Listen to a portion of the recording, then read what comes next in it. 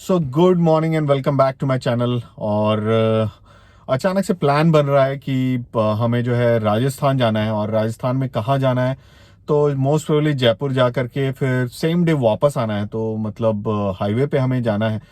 तो आज का जो वीडियो है वो प्राइमरीली इस चीज पे फोकस होगा कि जब कभी अब हम हाईवे पे जाते हैं तो क्या एक नॉर्मल सा छोटा सा एक बहुत कंसाइज सा क्या आपको चेक करना चाहिए, मतलब जाने से पहले, हाईवे पे हिट करने से पहले, या फिर 50 किलोमीटर से ज़्यादा अगर आप रन करने वाले हो, किसी हाईवे पे जाने वाले हो, या फिर आप नहीं चाहते हो कि मतलब आपकी गाड़ी कहीं स्टैंड हो जाए, मतलब खड़े हो जाए, स्टैंड स्टिल हो जाए, तो आपको क्या क्या चीज़ें हैं जो कि एक छोटा सा मैंडेटरी मतलब चेक कर लेना चाहिए before you hit on highway.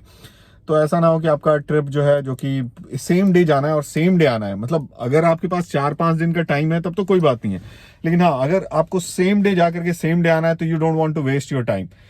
तो आपके लिए वो टाइम पीरियड जो होगा वो बहुत महत्वपूर्ण होगा। तो इसीलिए आप चाहोगे नहीं कि हाँ कहीं भी ऊपर नीचे हो टाइमिंग में, कहीं भी वेस्ट ना हो आपका टाइम। तो उसके लिए क्या क्या छोटे छोटे चेक्स जो होते हैं, मैं मतलब वो कोशिश करूंगा आज इस वीडियो में बताने का। प्राइमरीली मेरा जो भी काम होता है, या फिर मेरे जो भी जितने भी मतलब ट्रिप्स लगे हैं, या फिर मैंने जो भी मतलब किलोमीटर्स ड्राइव किया है अपने गाड़ी को, तो वो प्राइमरीली ऐसा ही कुछ मतलब ड्राइव रहा है हमेशा से ही। और मतलब वो ऐसा ड्राइव रहा है कि मतलब जाना है और तुरंत से वापस आ जाना है, चाहे वो कोई भी ऑफिस में जाना हुआ, चाहे चंडीगढ़ के ऑफिस का काम हो, या फिर राजस्थान के ऑफिस का काम हो, या फिर कुछ भी किसी, चाहे मेरे कलीग का काम हो उसके साथ जाना है। तो अक्सर मेरा जो मतलब ये जो ड्राइव आपने मतलब बहुत फेमस हो गया कि भाई 1.5 लाख किलोमीटर चलाया कहाँ है। तो वो वाली बात जो थी वो ऐसी ही है कि मतलब अब एक दिन में जाना है, एक दिन में वापस आ जाना है, चाहे वो मेरा काम हो या मेरे कलीग का भी काम हो। तो ऐसे टाइम में ये होता है कि चलो ठीक है, ड्राइव करके जाते हैं, फटाफट लेकर के वापस आ जाते हैं, या फटाफट वो काम करा के वापस आ जाते हैं, या फिर फटाफट वहाँ ऑफिस से ये फाइल लेकर के आते हैं, या ऑफिस में ये फाइल सबमिट करके आते हैं। तो इन सब चीज़ों के लिए ना मैं बहुत ज़्यादा रन कर किया है अप एंड डाउन, तो इसलिए वो 1.5 किलोमीटर मतलब 1.5 लाख किलोमीटर रन कर चुका हूँ ये गाड़ी। तो मैं वो आज ये बताऊंगा आपको, मतलब प्राइमरीली इस फोकस में हूँ कि आज मैं ये बता दूं कि हाँ, मैं जब निकलता हूँ हाईवे पे तो क्या क्या चीज़ें चेक करता हूँ। तो चलिए शुरू करते हैं इस एपिसोड को, और आपको बताना शुरू करते हैं कि हाँ क्या क्या चीज़ें हैं वो चेक। तो सबसे पहले ये करना है कि हमें जो है चारों चक्कों को इंस्पेक्ट करना है कि हाँ कहीं पे किसी भी टायर में भी जो है हवा तो कम नहीं है। और चारों चक्कों में देख लिया मैंने कि हाँ मतलब हवा प्रॉपर है। और यहाँ से जाने के बाद जब हम रिफ़िल कराने के लिए भी जाएंगे तो एक काम करेंगे कि हमने रिफ़िल कराते वक्त जो है ये देख लेना है कि हाँ चारों चक्कों का जो एयर प्रेशर है वो बराबर हो।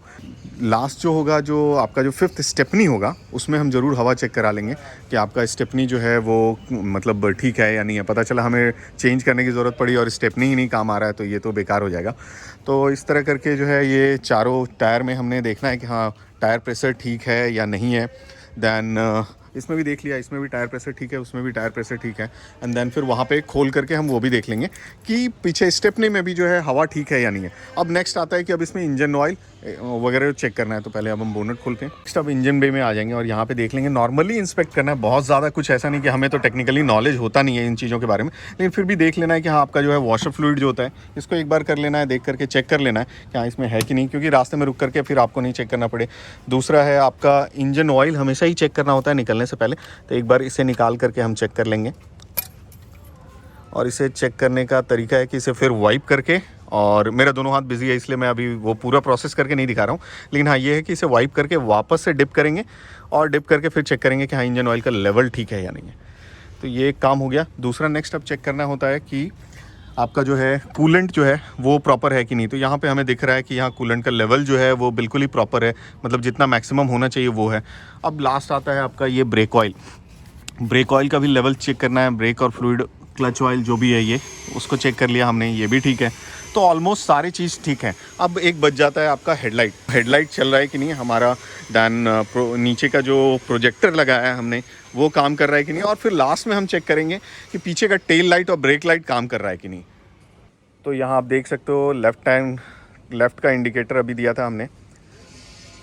ओके, हेडलाइट का बिल्कुल ठीक है, हाई बीम भी आ रहा है, लो बीम भी आ रहा है, दोनों में काम कर रहा है। एक बार लेफ्ट इंडिकेटर देंगे, ठीक है, एक बार राइट इंडिकेटर देंगे, दोनों इंडिकेटर आगे पीछे से काम कर रहे हैं। और अब पीछे जाएंगे और हम पीछे चेक करेंगे कि हाँ टेल लाइट जो है वो काम कर रहा है कि नहीं, ब्रेक लाइट काम कर रहा है कि नहीं। ठीक है, पीछे से भी आपका राइट साइड का और लेफ्ट साइड का दोनों साइड का इंडिकेटर काम कर रहा है, ब्रेक लाइट दोनों ही काम कर रहे हैं। तो ये एक छोटा सा चेकअप होता है जो आप घर से निकलने से पहले चाहो तो कर सकते हो, और ये थोड़ा सा मैंडेटरी इसलिए होता है क्योंकि आप कभी भी बाहर निकलना चाहोगे तो आप नहीं चाहोगे कि बीच में रुक करके इन सब चीज़ों के लिए जो है आपका शॉर्ट ट्रिप है वो ख़राब हो। तो अब अगला स्टेप ये है कि फ्यूल टॉपअप कराएंगे और एयर चेक कराएंगे। ऑल्दो एयर तो खैर हम खुद से भी कर सकते थे, मतलब बट ठीक है वहाँ पे ले जा करके चेक कर लेते हैं, जहाँ रेगुलरली चेक कराते हैं एक ही पॉइंट से, तो वहीं पे जाएंगे और वहाँ पे वापस से एयर मतलब चेक करा लेंगे। तो अपना जो अड्डा है फ्यूल टॉपअप कराने का वो ग्रीन पार्क का जो पेट्रोल पंप है वहाँ पे ही रेगुलरली जाते हैं और वहीं पे टॉपअप कराते हैं फ्यूल, या फिर वहीं पे फ्यूल टैंक फुल कराते हैं। तो अभी फ़िलहाल के लिए वहीं चलते हैं और वहाँ पे जो हवा भरने वाला है उसका थोड़ा सा कैलिब्रेशन अच्छा है, वो टायर का लाइफ थोड़ा सा ठीक ठाक सा रहता है, मतलब अगर आप रेगुलरली प्रेशर चेक कराते रहो या फिर प्रेशर मेंटेन रखो तो यहाँ पे वापस से जाम लगा हुआ है, और उस जाम लगने का कारण एक ही होता है हमेशा ही, जब कभी 1 पे 1 फ्री वाला ऑफ़र आ जाता है तो यहाँ पे जाम लगना शुरू हो जाता है। शॉप के बाहर आप देख सकते हो, मतलब रात का सामान जो लेते हैं लोग रात की दवाई के लिए, कितना भीड़ है। और खैर अभी तो रोड पे फिर भी खाली है, लोग साइड में खड़े हैं, अदरवाइज़ तो रोड तक लाइन लगी होती है। अब शाम में आओगे तब देखोगे, मैं जब रिटर्न आऊँगा अभी थोड़ी देर में, उसके बाद मैं आपको दिखाऊँगा कि हाँ यहाँ लाइन कैसे लगते हैं। तो फ़िलहाल के लिए पहुँच गए हैं ग्रीन पार्क, और ग्रीन पार्क के पहले जस्ट एक रेड लाइट पे वेट कर रहे हैं। और रेड लाइट पे एक ना कार से मैंने देखा, जैसे मैं सामने क्या दिखाऊँगा, ये अच्छी बात नहीं होगी, पान भरे पड़े थे मुंह में, पान क्या गुटखा भरे पड़े थे, देन खोला पॉप पॉप, फिर इधर देखा तो इधर यार पैकेट फेंक रहे निकाल करके। मैंने बोला ये क्या तरीका है यार, मतलब हर कोई गंदगी मचा रहा है और फिर एक्सपेक्ट करते हो यार गवर्नमेंट से कि वो साफ़ कर दे, तो ये तो ठीक नहीं था। तो बड़ा बुरा सा फील हो रहा था। यहाँ से ऑलमोस्ट 2-3 मिनट में अब हम पेट्रोल पंप पे पहुँच जाएंगे, फिर अपना डीजल फिलअप कराते हैं। आसमान देखो कैसा दिख रहा है यार, मस्त ऑरेंज सा। तो पहुँच चुके हैं अपने पेटेंट पेट्रोल पंप पे, जहाँ की रेगुलरली पेट्रोल फिल कराते हैं। तो एक जगह से पेट्रोल फिल कराने से ये होता है ना कि गाड़ी का एवरेज आपको पता होता है। ये मुझे भी नहीं पता है कि यहाँ पे अच्छा डीजल मिलता है नहीं मिलता है, बट हाँ ये है कि मान लो ख़राब ही मिलता है तो उसी ख़राब डीजल में कितना एवरेज पहले दे रही थी और कितना एवरेज अब दे रही है, तो वो पता हो जाता है। तो इसलिए रेगुलरली यहीं पे फिल कराते हैं, और कोई मकसद नहीं है यहाँ पे आने का। ना पेट्रोल पंप पे आने का एक और बेनिफिट ये है कि यहाँ पे अगर पास में ही डीजल भरा लेते हैं एंड देन फिर यहाँ पे पास में ही नाइट्रोजन है। ऑल्दो मुझे पता है कि नाइट्रोजन पे बहुत सारे डिबेट होते रहते हैं कि नाइट्रोजन फिल कराने से कोई फ़ायदा नहीं है ये वो, बट हाँ ठीक है कोई बात नहीं। मतलब अब मैं फिल कराते आ रहा हूँ तो टायर की लाइफ एंड ऑल मतलब 60-70 हज़ार किलोमीटर चल जाती है, तो इसलिए अभी भी मैं रेगुलरली वही फील करा रहा हूँ। जब से मैंने ये गाड़ी ली है तब से इसमें नाइट्रोजन डलवा रहे हैं, तो वो एक आदत सी बन गई है, तो अभी भी डलवा ही लेते हैं, कोई बात नहीं है। और यहाँ पे दोनों ही मिल जाते हैं, इसलिए यहाँ पे चले आते हैं हम। टैंक तो यहाँ पे डीजल फुल टैंक करा लिया जाएगा, और ये एक मैंडेटरी हो जाता है। कभी भी आप बाहर निकलो तो देख लिया भैया 0 ओके, तो बाहर निकलो तो उससे पहले एक डीजल फुल टैंक करा लो तो ज़्यादा अच्छा रहता है। अब डीजल का काम कंप्लीट, और नेक्स्ट प्रोग्राम जो होता है वो यहाँ आने के बाद ये होता है कि यहाँ आकर के हम एयर चेक तो ज़रूर कराते हैं। तो यहाँ पे भैया जो है लग रहा है चाउमीन वाउमीन खा रहे हैं, तो कोई नहीं भैया को चाउमीन खाने देंगे। यहाँ पे नाइट्रोजन फिल कराएंगे और सभी में प्रेशर 35, क्योंकि वो निकालते समय नोजल 33-34 हो ही जाता है, तो ऑलमोस्ट 32 है, तो थोड़ा सा कम है, उसे फिलअप करा लेते हैं। हर एक टायर में देख लिया जाएगा कितना है। तो ये जो है 3rd पॉइंट है आपका चेकअप का, कि जब कभी आप बाहर निकल रहे हो तो आपको जो है एक बार पेट्रोल पंप पे आए हो तो एक बार एयर ज़रूर चेक करा लो। इससे ये होगा कि पता चल जाएगा कि हाँ किसी टायर में कोई पंचर वगैरह तो नहीं है, और अगर होगा तो उसी समय उसे रेक्टिफाई कर लोगे, अदरवाइज़ पता चला रास्ते में आपको दिक्कत हो रही है। तो अब डिसाइडेड हो गया है कि जयपुर में हमें कहाँ जाना है, और लोकेशन अभी तक आया नहीं है। बस लोकेशन भी अब मेरे ख्याल से कल सुबह में उन्होंने बोला है कि 7 बजे के लगभग जो है, या 8 बजे तक जैसे ही ऑफिस खुलती है तो वो लोकेशन सेंड कर देंगे। तो लोकेशन आ जाएगा तो हम एग्जैक्ट लोकेशन पे पहुंचेंगे, तो फिर पता होगा हमें कि हाँ कितना देर और लगना है। वैसे जयपुर जाने में ऑलमोस्ट 5 से 6 घंटे तो लगते ही लगते हैं, डिपेंडिंग अपॉन कि ट्रैफिक कैसा है और बाकी चीज़ें, मतलब रास्ते में कितनी बार रुक रहे हैं हम, तो इन सब चीज़ों पे भी डिपेंड करता है। इस साइड की रौनक देख करके ना, मतलब कॉफ़ी शॉप की रौनक देख करके ना ऐसा मन हो रहा है कि मैं चला जाऊं और एक कॉफ़ी पी लूं, बट आप देख ही सकते हो कि कितनी सारी गाड़ियां हैं भाई।